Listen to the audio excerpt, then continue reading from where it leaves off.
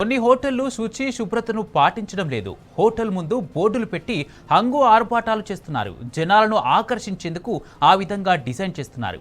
కిచెన్కు వచ్చేసరికి డొల్లతనం కనబడుతుంది. నాణ్యత లేని పదార్థాలు, అపరిశుభ్ర వాతావరణం ఉండడంతో ఈగలు బొద్దింకల రాజ్యంగా మారుతుంది. రంగారెడ్డి జిల్లా ఇబ్రహీంపట్నంలో రాఘవేంద్ర టిఫిన్ సెంటర్లో ఇలాంటి ఘటన జరిగింది.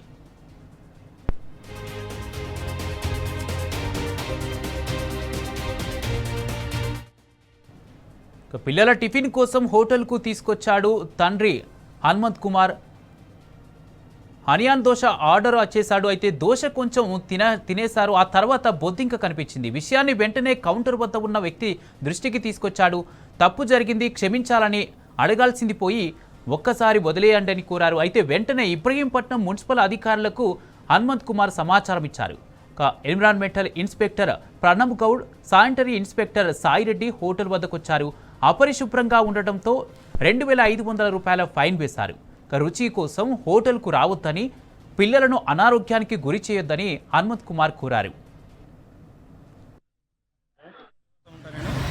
ఈరోజు మా పిల్లలు టిఫిన్ చేద్దామని బయటికి తీసుకోమంటే నేను ఇబ్రహీంపట్నం రంగారెడ్డి జిల్లాలో గల రాఘవేంద్ర ఇబ్రహీంపట్నం చౌరస్తాలో గల రాఘవేంద్ర హోటల్కి టిఫిన్ చేద్దామని వచ్చినాము. మా పిల్లలు మేము కలిసి ఆనియన్ దోశ ఆర్డర్ చేసినాము. 2 ఆనియన్ దోశలు, 1 ప్లేన్ దోశ ఆర్డర్ చేసినాము.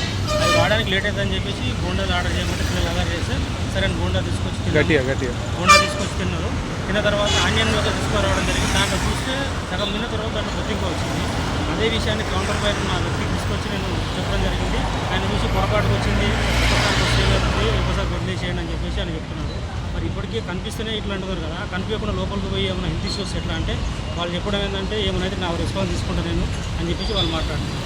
ఒక్కసారి వదిలేయండి అట్లా ఇట్లా అని వాళ్ళు. ఇట్లా మనము రాఘవేంద్ర అంటే మంచి బ్రాండ్ హోటల్ కాబట్టి మనం ఎక్కడెక్కడో ఫుట్పాత్ టిఫిన్ చేయకుండా వచ్చేసి ఇక్కడ మంచి హోటల్లో టిఫిన్ చేసి బాగుంటుందని, హెల్త్ బాగుంటుందని చెప్పి మనం వస్తాము. కానీ వాటిని నమ్మినప్పుడు ఇలాంటి దొంగతనం బయటపడితే మనకు ఆరోగ్యాలు బాధపడి ఇప్పటికే లేనిపోయిన రోగాలు వస్తున్నాయి.